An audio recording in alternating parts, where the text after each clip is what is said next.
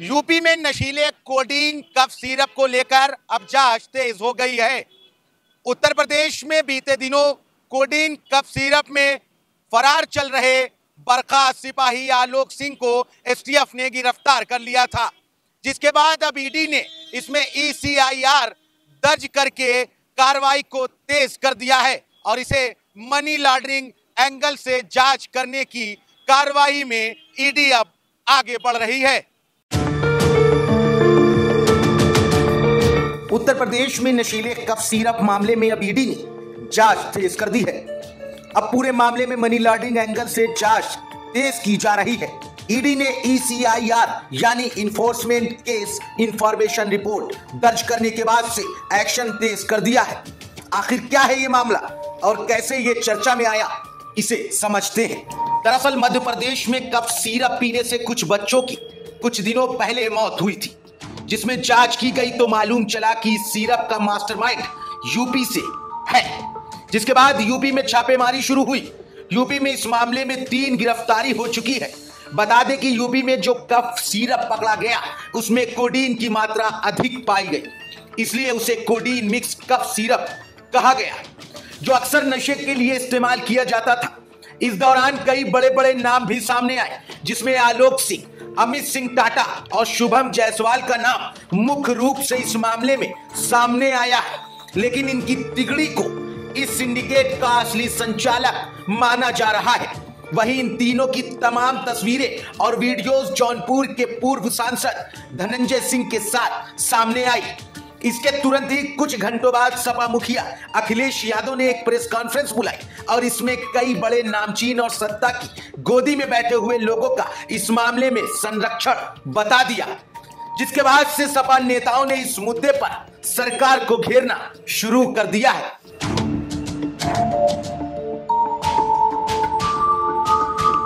देखिए 90 से ज़्यादा FIR हो गई, 100 करोड़ से ऊपर का ये अवैध नेटवर्क है।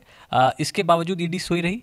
भारतीय जनता पार्टी की जो सरकार है वो अपनी नाकामियों के चरम पर, अब उसके स्मारक पर खड़ी है। आप एक बात समझ लीजिए कि ये जो इतना बड़ा तस्करी का नेटवर्क था, ये राजनीतिक जो संरक्षण था उसके तहत चल रहा था। जब वो संरक्षण टूटा तब इस प्रकार की चीज़ें सामने आ रही हैं, FIR दर्ज हो रही हैं, ईडी भी कार्रवाई कर रहा है। इतने जब टाइम से मनी लॉन्ड्रिंग हो रही थी, अभी तक क्या ईडी सोई हुई थी? इसका जवाब मुझे लगता है भारतीय जनता पार्टी की सरकार को देना चाहिए। वही कोडीन मिक्स कफ सिरप की सप्लाई सिंडिकेट को शुभम जायसवाल फर्जी फर्मों के जरिए चला रहा था और गाजियाबाद वाराणसी में गोदाम बनाकर इस कफ सिरप की सप्लाई यूपी से झारखंड, झारखंड से पश्चिम बंगाल और बंगाल से बांग्लादेश और बिहार से नेपाल तक की जा रही थी। वही इस मामले में ईडी ने ECIR दर्ज की है और इसकी मनी लॉन्ड्रिंग एंगल से भी जांच शुरू कर दी गई है। जिसके बाद विपक्ष लगातार सत्ता पर सवाल खड़े कर रहा है, लेकिन सत्ता के तमाम दिग्गज नेता और सहयोगी मंत्री इस मामले से बचते हुए दिखाई दे रहे हैं। ऐसे में जब हमने यूपी सरकार के कैबिनेट मंत्री अनिल कुमार से ईडी की कार्रवाई पर सवाल किए तो वो काफी बचते हुए नजर आए। अनिल जी, एक सवाल आखिरी है आपसे कि कोडीन कफ सिरप को लेकर अब ईडी ने ECIR दर्ज कर ली है। ईडी इस पे अब मनी लॉन्ड्रिंग की जांच एंगल से जांच कर रही है। अखिलेश यादव ने एक सवाल उठाया कि इसके पीछे जो लोग हैं उसे सत्ता पक्ष बचा रही है, सत्ता सरकार पर यह आरोप लगाया उन्होंने। नहीं, ऐसा नहीं है। वो एजेंसी अपना निष्पक्ष रूप से काम कर रही है। ये बेवजह आरोप है कि सत्ता पक्ष उसमें, सत्ता पक्ष कोई हस्तक्षेप नहीं उसमें। सभी एजेंसियां, कोई भी एजेंसी सब इंडिपेंडेंट है, वो अपने हिसाब से काम करती है। दरअसल सत्ता पक्ष ऐसे उन्होंने जोड़ा कि एक जाति वर्ष विशेष से नाता रखने वाले व्यक्ति को, मैं ये कह रहा हूँ, कोई भी व्यक्ति किसी भी चीज़ में इन्वॉल्व होता है, उसकी जाति पे क्यों जाते हो आप? कोई भी हो सकता है वो तो।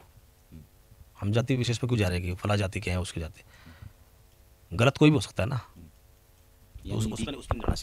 निष्पक्ष जाति बिल्कुल निष्पक्ष हो गया। जो दूध का दूध है वही होगा, दूध का दूध और पानी का पानी होगा।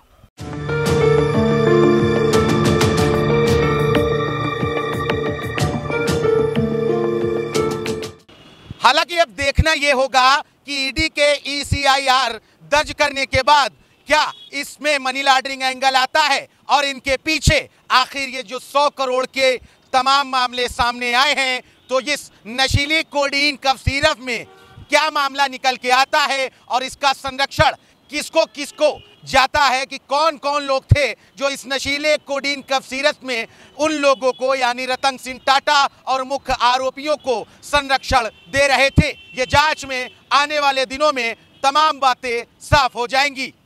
लखनऊ से सहयोगी आयुष सोनी के साथ मैं अली नकी, द लीडर हिंदी।